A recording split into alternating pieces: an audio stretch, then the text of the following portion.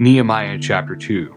And it came to pass in the month Nisan, in the 20th year of Artaxerxes the king, that wine was before him. And I took up the wine and gave it to the king. Now I had not been beforetime sad in his presence. Wherefore the king said to me, What is your countenance, or why is your countenance sad, seeing you are not sick? This is nothing else but sorrow of heart.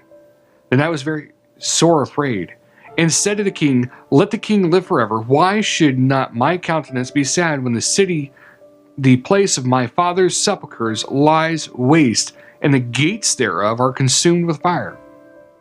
Then the king said to me, For what do you make request? So I prayed to the God of heaven, and I said to the king, If it please the king, and if your servant have found favor in your sight, that you would send me to Judah, to the city of my father's sepulchres, that I may build it. And the king said to me, the queen also sitting by him, For how long shall your journey be, and when will you return? So it pleased the king to send me, and I set him a time. Moreover, I said to the king, If it please the king, let letters be given to me to the governors beyond the river, that they may convey me over till I come into Judah, and a letter to Asaph, the keeper of the king's forest, that he may give me timber to make beams for the gates of the palace which appertain to the house, and for the wall of the city, and for the house that I shall enter into. And the king granted me according to the good hand of my God upon me. Then I came to the governors beyond the river, and gave them the king's letters. Now the king had sent captains of the army and horsemen with me.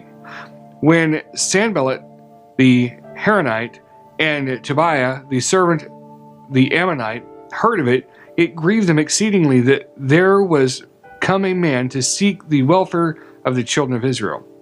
So I came to Jerusalem, and was there 3 days, and I arose in the night, I and some few men with me, neither told I any man what my God had put in my heart to do at Jerusalem, neither was there any beast with me, save the beast that I rode upon.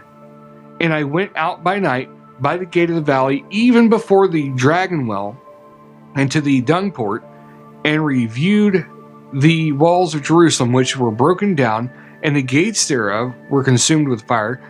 Then I went on to the gate of the fountain, and to the king's pool, but there was no place for the beast that was under me to pass. Then went I up in the night by the brook, and viewed the wall, and turned back, and entered by the gate of the valley, and so returned. And the rulers knew not where I went or what I did, neither had I as yet told it to the Jews, nor to the priests, nor to the nobles, nor to the rulers, nor to the rest that did the work. Then said I to them, You see the distress that we are in, how Jerusalem lies waste, and the gates thereof are burned with fire. Come, and let us build up the wall of Jerusalem, that we be no more a reproach.